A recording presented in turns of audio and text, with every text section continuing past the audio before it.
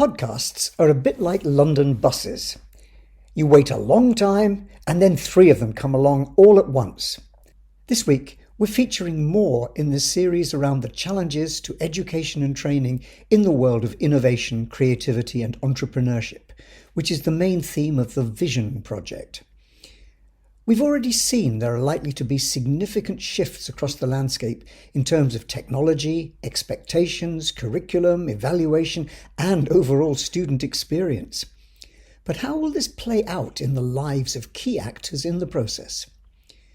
This is the first of 3 interviews conducted by Olga Kokshagina, one of the researchers on the Vision project and co-author of the open access book on the project. In it, she speaks with Gijs van Wolfen, a well-known speaker, writer and trainer in the field, about some of the dramatic changes affecting his world in trying to equip people with the skills for handling innovation and entrepreneurship.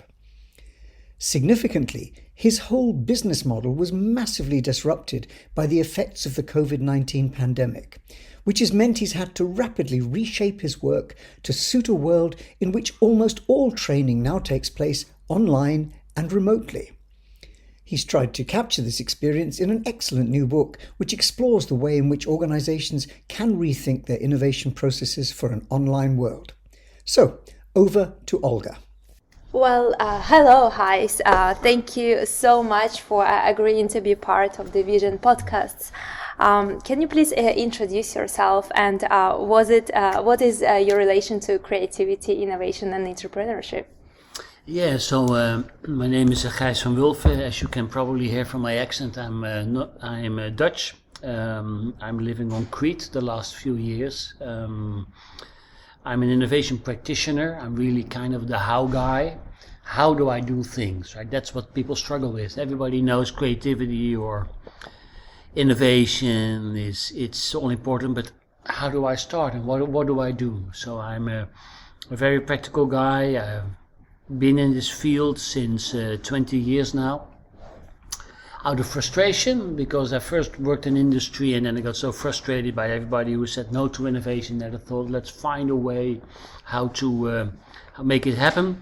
I'm founder of the 4th innovation methodology, which is practiced worldwide. And, books have been translated in 9 languages. And yeah, what I like to do is I like to make everybody in the world a better innovator. And that's so important, as you are saying, the importance of becoming effective innovators, creators, entrepreneurs somehow is well understood today. But how do we do it? How do we become effective, and what do we even mean by being effective entrepreneurs, innovators and creators? Yes, well, I see a big difference is that, and a big learning for me was that it's not about innovation, it's about re-innovation. Because it's not about ideas only, innovation is transforming ideas into reality. So, and why should you? Why should you love these ideas? Ideas are like children. It are only the ideas who you make your own, which you really love. And as there is so much resistance towards innovation, resistance to change, but you will do anything for your own child. So that's why it's important that we re-innovate together. So we ideate together. And when we ideate together, then our DNA is in the initiative. So when our DNA is in there, we like to go the extra mile to make it happen. So one of my big learnings was to re-innovate instead of to innovate. That we have to...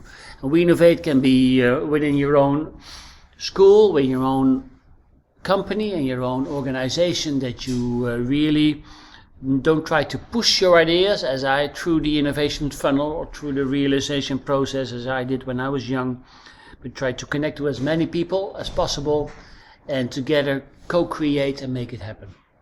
Yeah, that's so important, and I think we start to realize the importance of innovation as you stress it out. Perhaps can you share any approaches that you developed by yourself or with your colleagues on how do you do it? How do we overcome these challenges related to ego and start to collaborate more efficiently together?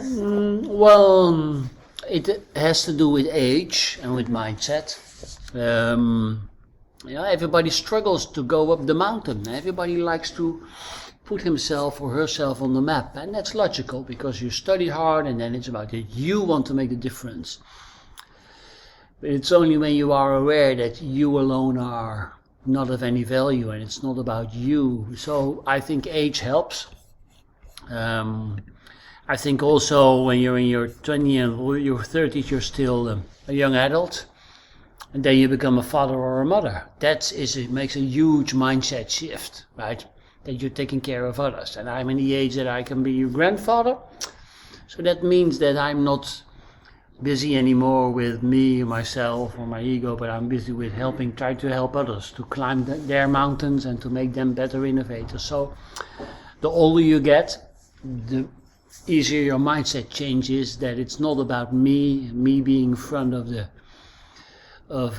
me being in front of the people, it's me being in the back of the people supporting them. So that helps when you get older. And first, I think that everybody has his rights to make his own faults. So of course, you first do your own innovation projects with you yourself and I, and nothing will materialize. And then you will see, hey, I should have asked the help for others. And then you start co-creating, and then the slow way is the fast way in innovation. When you work alone, you will go fast, that's what you think, but nothing comes out. So the slow way of taking everybody with you is actually the fast way, because that's the only way to reach the finish line. That's very important, and somehow you are in this field for quite a while already. You have a wealth of expertise in innovation. You mentioned one of the shifts, which is a change from I to we innovation and importance of that. What are the others, perhaps, that you see in the space of learning and teaching for creativity, innovation, entrepreneurship? What do you think is changing currently in our society, and how should we approach these changes somehow? Well, I think there's are two changes very important. That's the shift from knowledge to experience, and a shift from in-person to online. Now, first, I think innovation, I've been writing books about innovation, but innovation is something you learn in practice. In creativity, it's all about applied creativity. It's you learn something in practice. So, for me, it's all learning by doing. And I think that the best thing you do is to do project education, to let people do things. And then they make mistakes, and later you try to explain why did you make the mistakes, and that are the learning points, instead of teaching or of course you should have books, but you should first do and afterwards read the book, and then you know why, because then you had the experience and then you can explain why, instead of having only theoretical context or a theoretical start. So I think it's really about in creativity, innovation, design thinking, or entrepreneurship, it's all about start doing things and be open for feedback and get feedback from others who are experienced, and that's a way to learn. So I see it as a learning journey, and I see it as a journey, but also learning from practice, and so that's what I think is very, very, very important. The second shift I see is from in-person to online. Of course, it's been the urgency of being in a COVID society at the moment means that when offline working is, in-person working is not possible, you have to go online. Now the good news is that you can be very effective innovator, or you can be a very effective creator while working online. There are now so many tools, so many techniques. We just published a book about it, Online Innovation, and there we share all our learnings. And if you would ask me 2 years ago, Gijs, can I innovate online? I would have said no way. But I was so wrong, because we had to. So we adapted all the methodologies, and we now can create a great learning experience online. Of course, you need communication tools, like everybody knows Zoom and Microsoft, but you also have Butter or Spatial Chat, which are much more giving an experience. That's one thing. Collaboration platforms like Miro or Mural, but within 1 or 2 or 3 years, I think the virtual reality experiences are really increasing so much in quality and will be lowering their prices that we can have real experience in virtual reality. And then those two things come together, because instead of having theoretical classes in person, we can have real experiences powered by virtual reality, and I think that's the way that's a very inspiring environment to teach and to learn creativity or design thinking, innovation. Yeah, and as you're saying, these shifts are already happening, and immersive learning is becoming a new reality as well. And you mentioned things in 2-3 years' time, but let's go a bit further down the track. Let's imagine the future of education in 10 years from now. What do you think it will be, and what shall we do today to account for those changes? Okay, so I suggest that we kill all the universities. It's really a very old-fashioned, and so I see. Well, let's kill all the universities and all the titles and all the. Let's learn from each other. Let's learn in networks. I think everybody can learn a lot from a lot of people, and it's all about connectiveness. And it's all about transparency.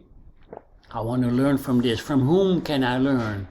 And with the increased connectiveness and going into virtual reality, you can learn from anyone, anytime, on any moment, in every part of the world. And then it doesn't matter if it's a professor or if it's a student, or if it's anybody has a useful experiences, you try to find them. So I think I think schools and universities are. It's all about, how do you say, it's all about knowledge, and I think we go from knowledge to experiences. Can't agree more on this notion of experience. We even see the emergence of learning designers in different spaces to actually focus on the creation and curation of those experiences in general. With that, as an innovation offer, coach, facilitator, and all the other expertise that you have, what do you think your role will be in 10 years from now? My role will be in 10 years from now, then I will be picking olives all the time, getting vegetables from my own garden, feeling cheap, so having a nice life on Crete. And while you are enjoying that, what would you suggest to someone else who will be in the role of an innovation coach or facilitator to focus on, to be valid and to stay open-minded? Okay. And the changes are so rapid that stay open-minded and be able to share and be able to give, be prepared to give and share, and then you will get back. That will be stay open-minded and give a lot, and then you will, in return, you will get something, and it will be even better than what you wish for. Amazing. And is there anything else you would like to add before we conclude? Well, the only thing is let's innovate to make this world a better place. Can't agree more. Thank you so much for your time. My pleasure.